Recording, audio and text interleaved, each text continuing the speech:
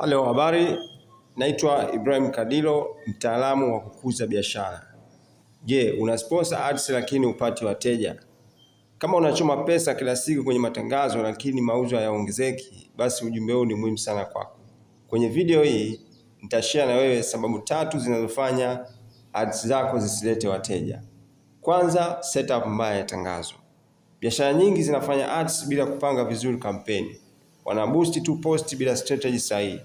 Matokeo yake unapata likes na comments lakini sio wateja wa kununua.